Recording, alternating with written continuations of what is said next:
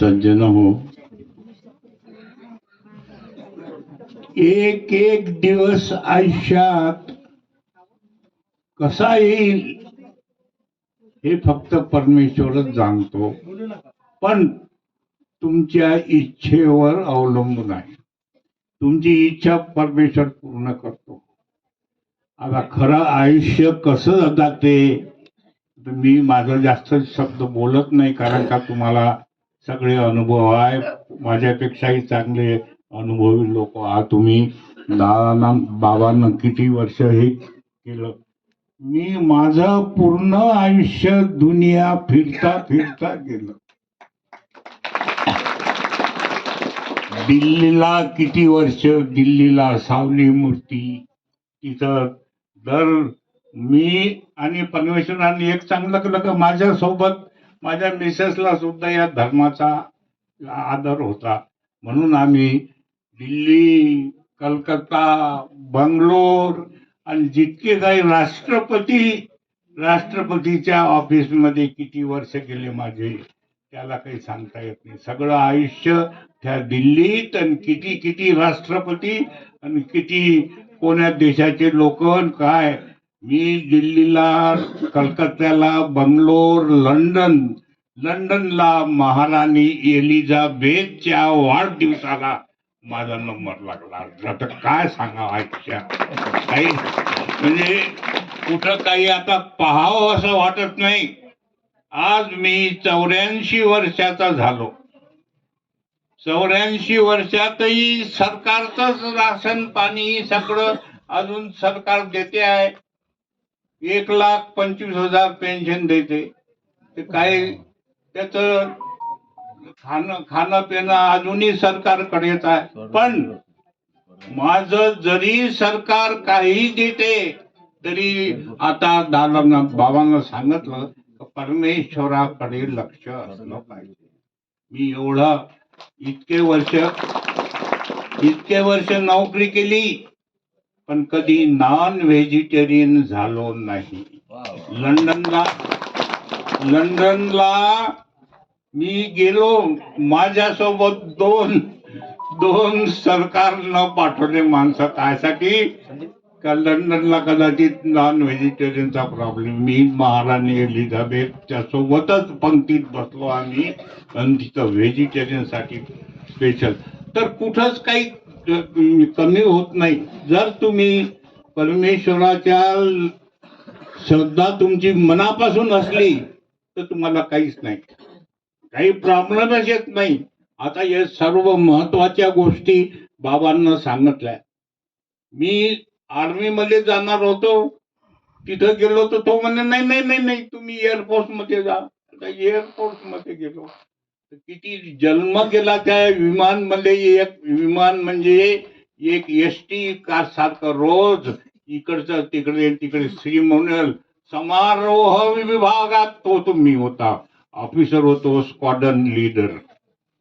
समारोह विभागात कोणी परदेशातून आला तर त्याला पहिले तिथं भेटायला एअरपोर्टवर जावं लागेल.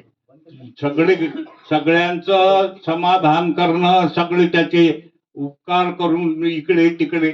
आज तुम्ही इथं आला हे काही कमी गोष्ट आहे. हे आज इथं कशासाठी हे सर्व्हिस सोडल्यानंतर सुद्धा परमेश्वराला विसरू नये. परमेश्वर असा चान्सच मिळत नाही ना. कोणत्याही परिस्थितीत तुम्ही राहा पण परमेश्वर तुम्हाला बरोबर सहाय्य करते. तुमच्या मनात जर त्याची परमेश्वराचं सहाय्य त्याशिवाय होत नाही. आम्ही दिल्लीला होतो, सगळे महानुभाव पंथाचे लोक तिकडे तिकडे आमच्या घरी गेले का सगळे तिकडे मुक्कामी तिकडे राहायचे. सगळे सरकारी फ्लॅट्स होते. तर अशा आयुष्य गेलं आज आणि त्या आयुष्याची सवय झाली होती मला. खरं सांगायचं म्हणजे मला, माझ्या मिसेसला आणि आमच्या मुलांना, या लोकांना इथं दिल्लीला आले का या बाबा सगळी कंपनी आमच्या घरी येत होती. कलकत्त्याला आले या, बंगलोर, असं करता करता म्हणून म्हटलं आता आम्ही रिटायर झालो. इथंही एक इथे हे असं झालं पाहिजे. आमचं घर आहे, आमचे वडील पाटील होते या गावचे. या गावचे पाटील साऱ्या गाड्या घोड्या लागण तेवढं सर्व सर्व जमीन सर्व मुलं बाळ सर्वच आहे. आता माझी मुलगी अमेरिकेला असते. सज्जन हो, तुम्हाला फार महत्वाच्या गोष्टी सांगितल्या दादांनी, फार महत्वाच्या, की तुमची इच्छा असली पण तुमचं मन तिकडे असलं पाहिजे. एक दोन अलग अलग असू शकत नाही.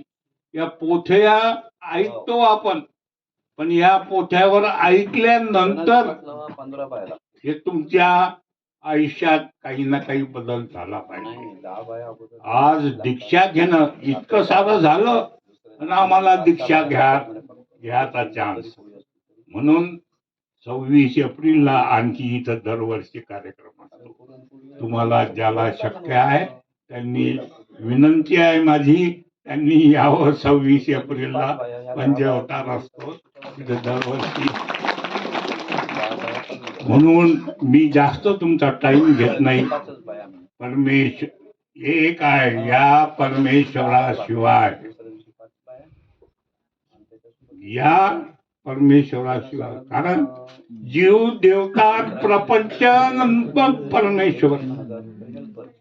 जीव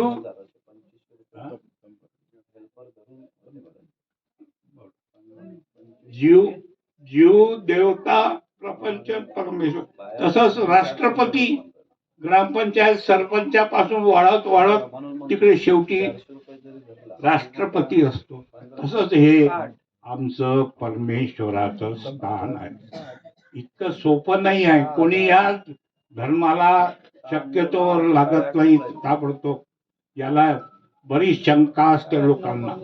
याची राष्ट्रपती भवन मध्ये नोकरी भेट करणं फार तकदीर लोकांचं असते. तसंच सज्जन हो, आता मी जास्त तुमचा वेळ घेत नाही. तुम्ही आलात. सर्वांना माझा दंडवत दंडवत दंडवत. सर्व